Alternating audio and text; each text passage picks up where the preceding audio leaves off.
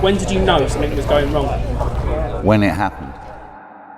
It was like literally it gave me no warning whatsoever.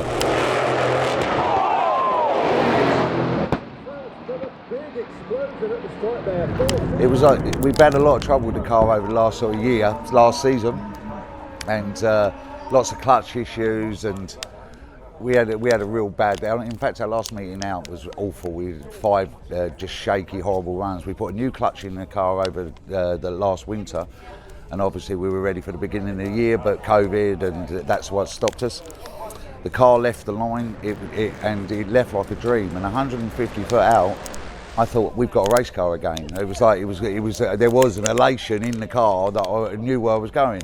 Car drifted slightly to towards the centre line, and I dragged it back, and I was happy. The car was totally happy, and I was getting ready to pull the chutes on the finish line, and then the car disappeared. It just in a amazing like arc of light, and it was a concussion. It was like 2 concussions. It was like this, and yeah. And then I had oil on my visor. I knew I had a fire, but I also realised there was blue sky, so I never had a body, and I thought they've got no body, so you've not really got a big problem from the fire. So I left the fire alone and just concentrated on keeping the car straight and trying to keep out of the other guy's lane, basically. I've had a couple of blackouts, no vision runs in the past, couple of them. And what I did this time was, like I said to you, when I saw the fire, I knew the body was gone, so it weren't really a problem. If you're in a contained space, it would have been a different story if the body had stayed on the car. But because the body was gone, to be honest, it looked so spectacular. It's the only thing you do is just keep calm, and that's what you do. And the car was bouncing, so there's not a lot you can do at first. And all I do is then, when I kind of felt it was rolling, because I couldn't really see other than big objects or colours, and I knew the wall was there, so I was driving off the wall. I knew Andy's in the other lane. I don't want to be in Andy's lane, so just drive it by feel, really. I don't think. I'm not just saying it's because it's me or us. I don't think we've had an explosion outside America like that. And maybe down in Australia, but not in Europe, in a funny car. Mainly because we haven't had one of them explosions since we've had big pumps on the cars. So it just tore the things to pieces. The body the concussion just absolutely disintegrated it. It like vaporised it. And when we got back to the pits, the engine's done from the top to the bottom. There's nothing left, really. Do you know what? I've sat and watched these cars for all my life, and at some point you're going to have one. If you're trying, if you're trying to push the things, at some point you'll have something. And it's a load of pictures, isn't it?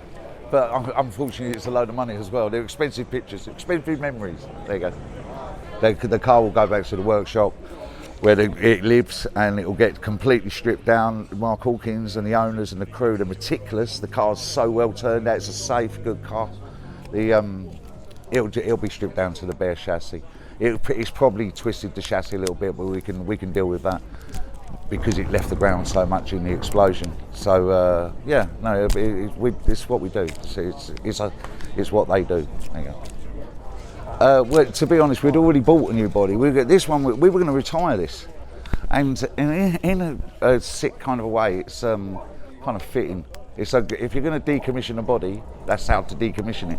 And we've given it out to loads of kids and signed loads of bits of paper, and it's going to go up in the workshop and stuff. It's a shame because we never get to look at it again. It was beautiful, but like I say, we'd already bought a new body, and again the COVID thing, it slowed everything up, and it ended up still in America in a container. But it was on its way, so yeah, it's just just that we haven't got a spare, basically.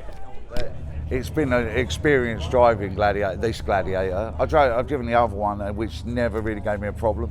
But as they've learnt this car, it's done all sorts of different things. Tried to throw itself in a wall a couple of times. It's blown up on the star line. It's wheel stand. The wheel stand's cast. That's a lovely picture.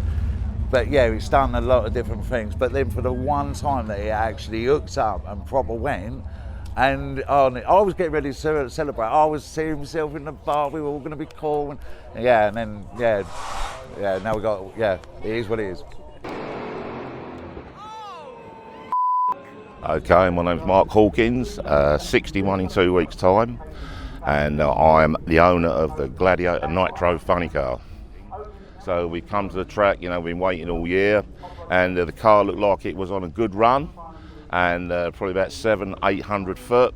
It's possibly dropped a valve. We've had an ignition problem, or both, I'm not sure. I think possibly the valve deal, and it blew the body off. So an expensive deal, but the car was running a-okay. But there obviously is a problem, and we will take it back to our workshop and take it apart, part by part, and find out exactly what happened. So before we return. Well, we know what we've damaged. We have damaged obviously the supercharger, the inlet manifold, a cylinder head, a valve cover, and numerous auxiliary parts, wiring, pneumatics, stuff like that.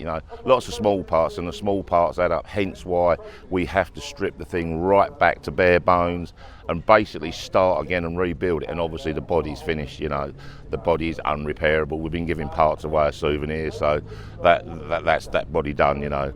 Let's hope. Let's just start to run real fast with all four wheels on the ground, with no engine damage. That's the dream for all the crew. And especially me. Jason thrives on this. That's probably one of the biggest funny car explosions outside of the US. I definitely don't want to be doing that again.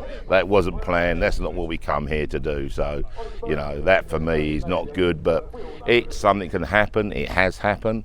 We'll chalk it up, and so we'll figure out what happened, and we won't let that happen again.